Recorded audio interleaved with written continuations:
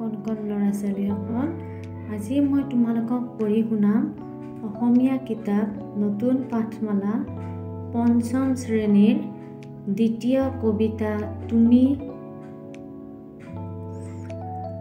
কণ কণ ল'ৰা ছোৱালীসকল, এই কবিতাটো হৈছে পাঠ 12, পেজ নম্বৰ 54 অৰ্থাৎ 54, আৰু কবিগৰাকীৰ নাম হৈছে প্ৰতিভা দেৱী গোস্বামী।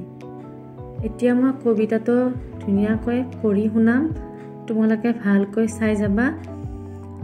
তুমি নদী দেখি ভাৱ হয় তুমি শান্তিদাতা, শস্য দেখি ভাৱ হয় তুমি বিশ্বপিতা, ফুল দেখি ভাবোঁ তুমি কিমান সুন্দৰ, চন্দ্ৰ দেখি ভাবোঁ তুমি হাঁহিৰ আকৰ, নভ দেখি ভাৱ হয় তুমি কি উদাৰ, মেঘ দেখি ভাৱ হয় দয়াৰ আধাৰ, মাতা দেখি ভাৱ হয় তুমি স্নেহময়, পিতা দেখি ভাৱ হয় তুমি সুখৰ আলয়, নিখিল ভুৱন মাজে কত অভিনৱ, দেখো নিতে নিতে নাথ শতৰূপ।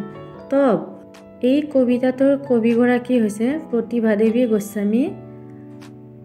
আৰু তোমালোকে ভালকৈ এই কবিতাটো শুনি বাৰ বাৰ পঢ়িবা আৰু মুখস্থ কৰিবা।